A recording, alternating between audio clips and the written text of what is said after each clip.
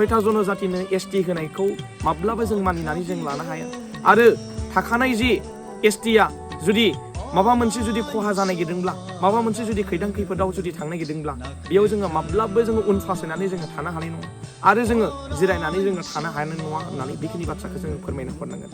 जोङो जोंनि सोमावसारनायनि गेजेरजों सोरबा सासे राजनिति दैदेनगिरिखौ जोङो थांखिनानै जोङो बुङाखै, सोरबा जोङो राजनितिक दैदेनगिरिखौ जोङो हमनानै बुनो नागिराखै, हमनानै सोंखारिनो नागिराखै, हमनानै जोङो जि खैदां खैफोदसिम जोङो लांनो नागिराखै। जोंनि सोंथिखौसो फरायसा हिसाबै जोङो सोंथिखौ खालामदों। दाखालिबो सोंथि मोननो थाखायनो बिटिसि सेक्रेटारियेटआव जि बिटिसिनि चिफ हाग्रामा महिलारि सारखौबो उइ वान हाग्रामा होननानै जोङो बुंदों। सोरखौबा बुनो सोरखौबा सोंखारिनो बिदि बाथ्रा गैया। दिनैनि समाव राजनितिखौ लानानै बर' हारिया गोदोबो खौसेथि गैयामोन, दासिमबो खौसेथि गैया आरो इयुनावबो खौसेथि जागोन ना जाया बेयो जोंनि थाखाय गोबां गेदेर सन्देह आरो गोबां गेदेर बियो सोंथि। दिनैनि सानाव थुमखि दमका होनाय आरो सोरखौबा सोंखारिनायनि सम नङा। आं नोंथांमोनखौ आं बुंदों, फेसबुकआव गाज्रि गाज्रि पस्ट लिरनायनि बाथ्रा नङा। दिनैनि समाव खौसेथियै आगान सुरलांनायनि बाथ्रा, खौसेथियै आगान सुरनानै हारि आरो थामोन्थायखौ रैखा खालामनायनिसो मोनसे सम फैबाय। हारिया दिनैबो थागोन, गाबोनबो थागोन, जुग जुग संसार जालांगोन आरो बे संसार जानायाव नोंनिबो फिसाया जालांगोन, आंनिबो फिसाया जालांगोन, गासैनिबो फिसाया जालांगोन। मानो थाखाय नोंथांमोना सोमावसारनाय आरो थार बाथ्रा बुंनायाव मानो थाखाय नोंथांमोना खुगा बेखेवालासे षड़यन्त्र खालामनानै जोंखौ फाव फान्दायनो नागिरदों? नोंथांमोना बेनिफ्राय गोजानाव था। आं नोंथांमोनखौ आं खावलायनो लुगैदों, जोंखौ बिग्रायनायखौ नोंथांमोना अनसायनोसो नांगौ, जोंखौ थुलुंगासो होनांगौ। जोंनो जेबो नाङा नोंथांमोननिफ्राय, जोंनो थुलुंगा हो, जोंनो बिग्रायनो थाखाय जोंनो मोन्थायखौ हो। नोंथांमोना मानो गादबनानै दोननो नागिरदों? नोंथांमोना जोंखौ षड़यन्त्र खालामनानै मानोथो नोंथांमोना फाव फान्दायगासिनो दङ? खुलुमबाय, आंनि मुङा मुस्रि बर'।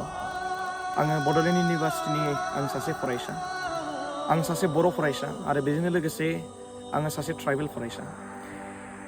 जि जोङो नुबाय थादों फरायसा मुभमेन्ट, थामहिनबा ट्राइबेल स्टुडेन्ट इउनियना जि मोनसे संग्रामखौ जिहेतु लांबाय थादों, बे संग्रामखौ रायजो राजा नोंथांमोनाबो नुदों। माखासे जोंनि जि बिग्रायनायखौ माखासे सुबुंफोरा अनसायदों आरो माखासे सुबुंफोरा दान्थे बिदान्थेबो जोङो खालामनायखौ जोङो नुनो मोन्दों।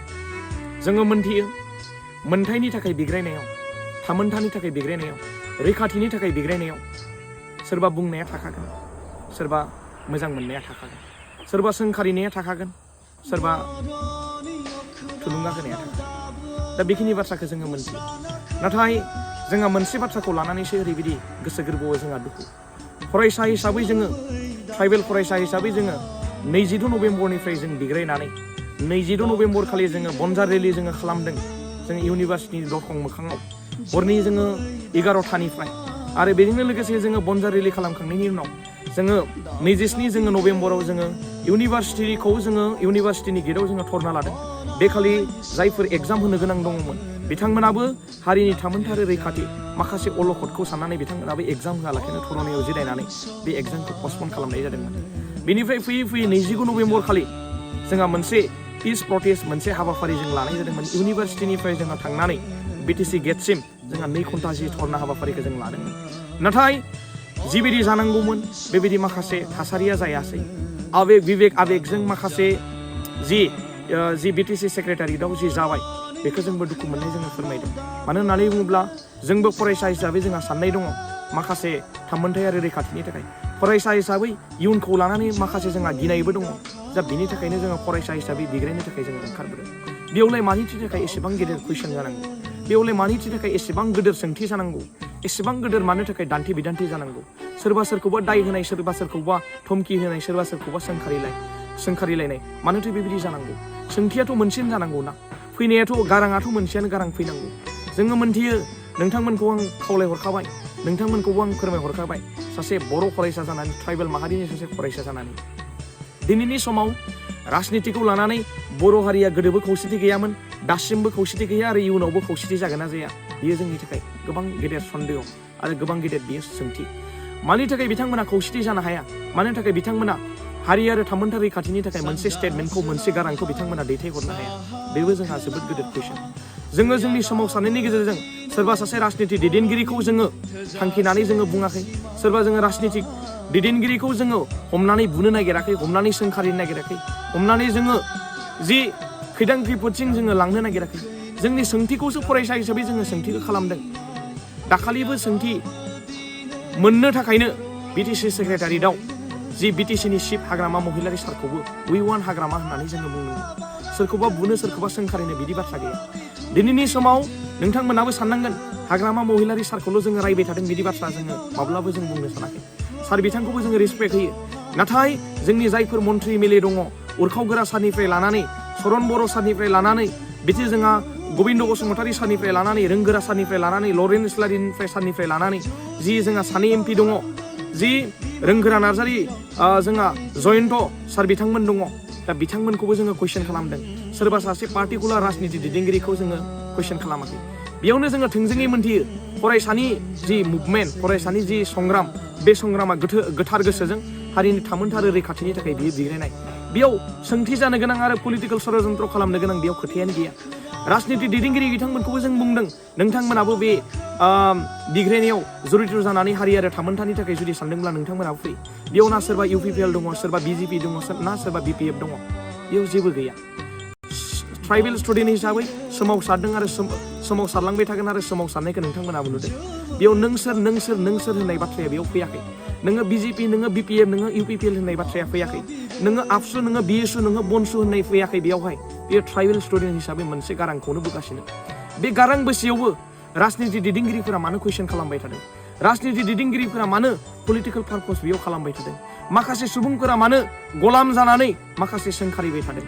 माखासे जि ससियेल मिडिया इउज खालामगिरि बिथांमोना जि माखासे गावसोरनि लाबा लाबनि थाखाय मा मेन्टेलिटिजों बिथांमोना जोंखौ सोंखारिबाय थादों, मा मेन्टेलिटिजों बिथांमोना बुंगासिनो दङ। नोंथांमोना ओंखारबो, नोंथांमोनाबो सोमावसारनो थाखाय ओंखारबो। बर'नि जुदि थै दङबा, ट्राइबेल माहारिनि जुदि थै दङब्ला, ट्राइबेल माहारिनि जुदि फिसाबा, ट्राइबेल माहारिनि जुदि थै गोनां सासे जुदि फिसाब्ला बेबायदि बाथ्राखौ नोंथांमोना बुंनाय नङामोन, नोंथांमोना सोंखारिनाय नङामोन। नोंथांमोनखौ जों रिसपेक्ट होयो। नाथाय नोंथांमोना बेबायदि जोंखौ पलिटिकेल पारपस, पलिटिकेल एलिगेसन लागायनानै दाग होनाय नागिरनायखौ जोङो माब्लाबो लुबैयाखै। आरो बेबायदि दाग, सोरबा सोंखारिनाय, सोरबा बुंनायखौ जोङो गिनानै सोरबा जिरायथ'नाय, सोरबा थाथ'नाय, बेबायदि सोंथिया जोंनि गेजेराव सिखांनानै फैयाखै। मानो होननानै बुङोबा बे लाइमोना, आंबो सासे लाइमोन, दिनैनि लाइमोना 2025नि लाइमोन, बियो जांख्रिखांनाय मोनसे लाइमोन, इयुन जेनेरेसननि बियो मोनसे लाइमोन।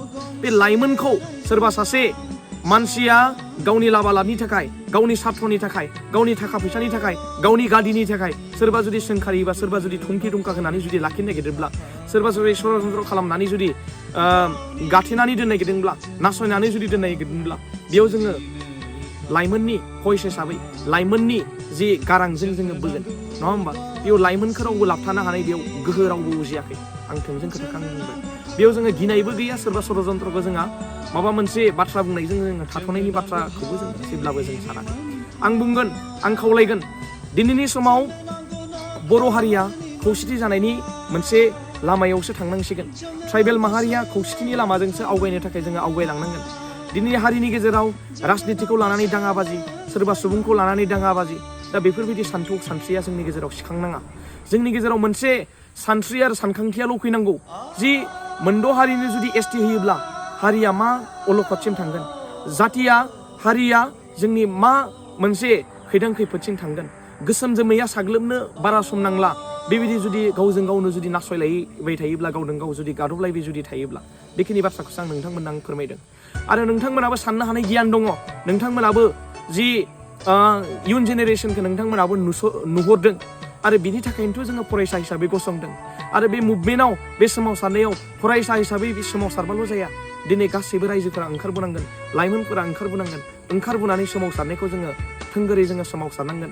बेयाव राजनितिकनि जोङो बेले बेजे जायालासिनो, माबा मोनसे माहारियारि आफादखौ बेले बेजे खालामालासिनो, मोनसेल' खौसेथिजों जोङो आगानसे आगान सुरनानै, आगानसे आगान सुरनानै, आगानसे आगाननै होनानै, आगाननै आगानथाम होनानै, आगानथाम आगानब्रै होनानै जोङो बयबो जोङो आगानखौ जोङो आवगायलांनांगोन।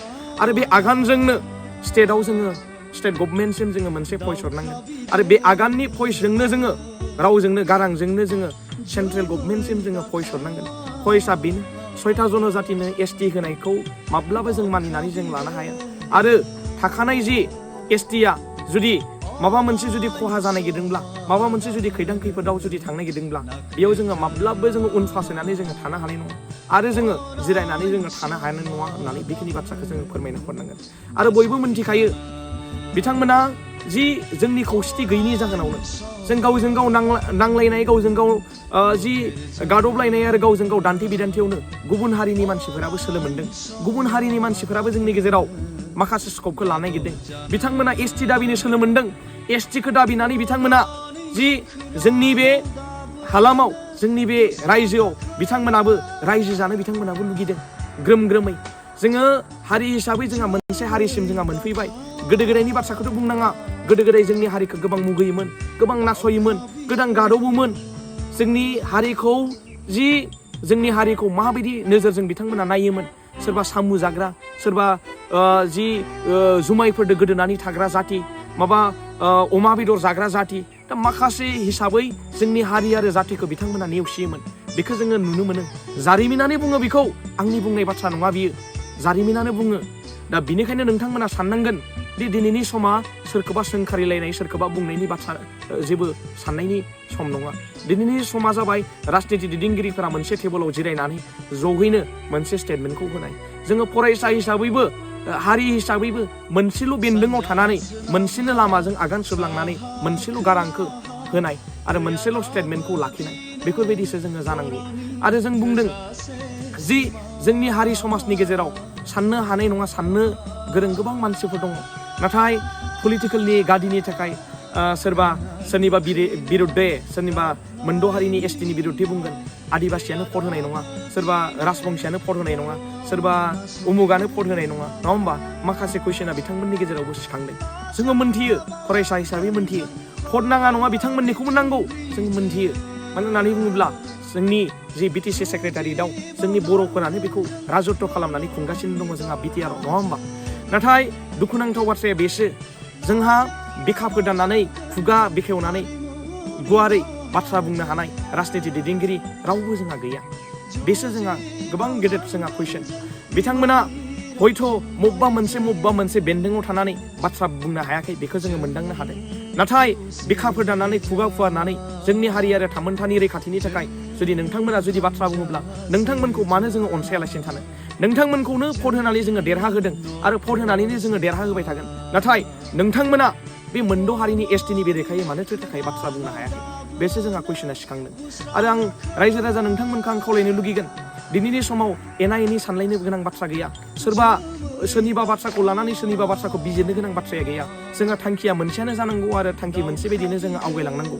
जोङो नुदों एनअसि होनायनि गेजेरजों जि जोंहा जि 6.5 आरो 6.6आव जोंहा नुनो मोन्दों जि सेन्ट्रेल लेभेलाव जिहेतु जि स्टेटास दङ, बे स्टेटासा समान जाहैगोन। आरो बोखावजायै गवालपारायाव बिटिसिनिफ्राय माबायदि एनअसि हरनानै जि एसटि मोनद' हारिनि जि एसटि होनायनि जि मान मर्यादाखौ बिथांमोना जि लाखिनो नागिरदों, बेखौबो जोङो नुनो मोन्दों। दा बिनिखायनो आं नोंथांमोनखौ आं खावलायदों, दिनैनि सानाव मोनसे साननांगौ जेबो गैया। फरायसाफोरा बिग्रायनो फैदों, फरायसाफोरखौ अनसाय, फरायसाफोरखौ रैखाथि हो, फरायसाफोरखौ थुलुंगा हो, फरायसाफोरखौ जांख्रिखांहो। हारि आरो थामोनथानिख्रुइ राजनितिकआ देरसिन जानो हाया। हारि आरो थामोनथा आरो रैखाथिनिख्रुइ रां रुफाया देरसिन जानो हाया, धोन सम्पतिया देरसिन जानो हाया। आं बेखौनो थोंजोङैनो बुंबाय। आं फरायसा हिसाबै आं नोंथांमोनखौ आं खावलायनो लुगैगोन, दिनै जोङो मोनसे प्लेटफर्माव थानानै फंसे फंनै जोङो बाथ्रा बुंदों। बे फंसे फंनै बाथ्रायाव माबा मोनसे गोरोन्थिबो जानो हागौ। बे गोरोन्थिखौ नोंथांमोना नुयोब्ला जोंनो थुलुंगा हर, नोंथांमोना बुजाय। नोंथांमोनजों जोङो टेबोल चेयाराव जिरायनानै नोंथांमोननि थुलुंगा लानानै जोङो दावगालांनो थाखाय रेडि। आरो बेजोंनो लोगोसे जोङो गारां बोनानै जे मोनद' हारिनि एसटि होनायनि जे बेरेखायै जोङो गसंनो थाखाय रेडि। आं बेखौ आं खावलायहरदों। आरो आं खावलायनो लुगैगोन, सोरबा बुंदों, सोरबा धमकि होदों जि उमुक फरायसाया उमुक बाथ्रा बुंदों, उमुक फरायसाया उमुक बाथ्रा बुंदों, उमुक लाइमोना उमुक बाथ्रा बुंदों, बिथांमोनखौ दबथायना दोननांगौ, बिथांमोनखौ जि लाखिना दोननांगौ, बिथांमोनखौ धमकि धमका होनांगोन। नाय, दिनैनि सानाव धमकि धमका होनाय आरो सोरखौबा सोंखारिनायनि सम नङा। आं नोंथांमोनखौ आं बुंदों, फेसबुकाव गाज्रि पस्ट लिरनायनि बाथ्रा नङा। दिनैनि समाव खौसेथियै आगान सुरलांनायनि बाथ्रा, खौसेथियै आगान सुरनानै हारि आरो थामोनथाइखौ रैखा खालामनायनिसो मोनसे सम फैबाय। हारिया दिनैबो थागोन, गाबोनबो थागोन, जुग संसार जालांगोन। आरो बे संसार जानायाव नोंनिबो फिसाया जालांगोन, आंनिबो फिसाया जालांगोन, गासैनिबो फिसाया जालांगोन।